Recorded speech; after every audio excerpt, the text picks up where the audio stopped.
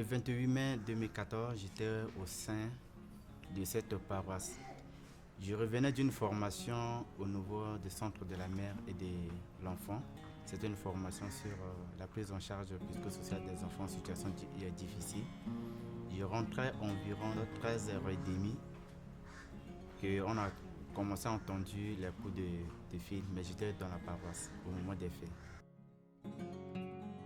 Alors ce qui s'est passé ce jour-là, on avait entendu des tirs d'armes. Il y avait des hommes en armes qui étaient rentrés au sein de la paroisse. Et ce sont des sujets musulmans qui étaient venus du PK3, qui étaient rentrés dans la construction de l'église.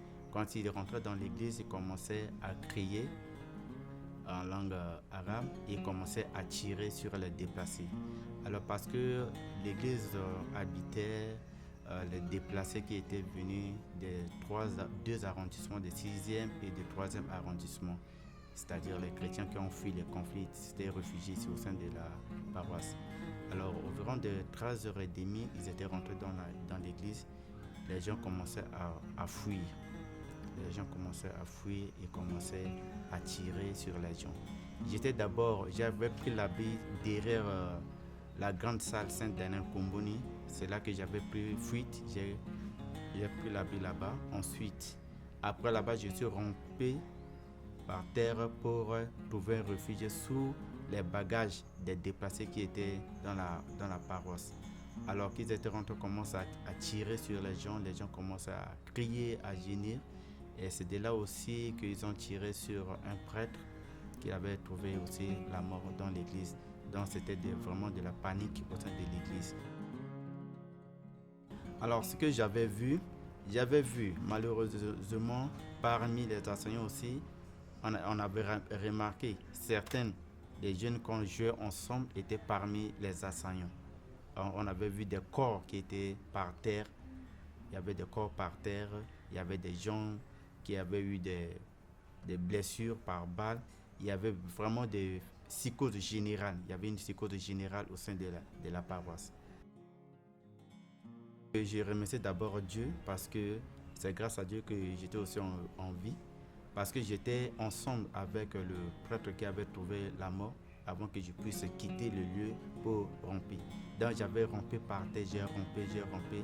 J'ai quitté derrière la grande salle pour venir derrière l'église où les déplacés mettaient leur bagages.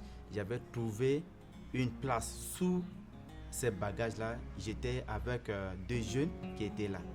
Donc on a fui, on s'est rentré au profondeur sous les bagages.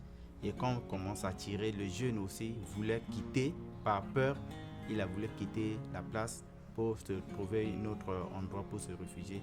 Et malheureusement, il avait trouvé une balle dans les jambes. Donc je me suis caché sous les bagages. C'était sous les bagages que j'étais caché.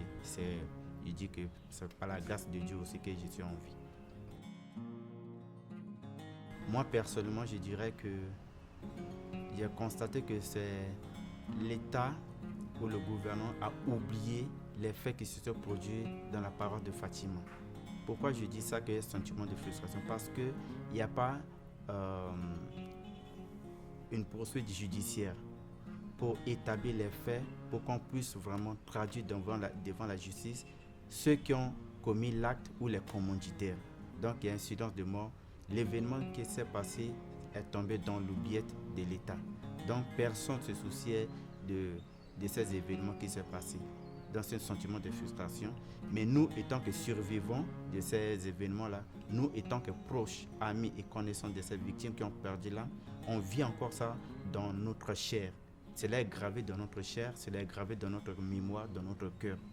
Alors, ce que on veut vraiment que ces sentiments, il faut qu'on puisse vraiment établir un jour la lumière sur ce qui s'est passé, afin que vraiment la justice puisse vraiment parler.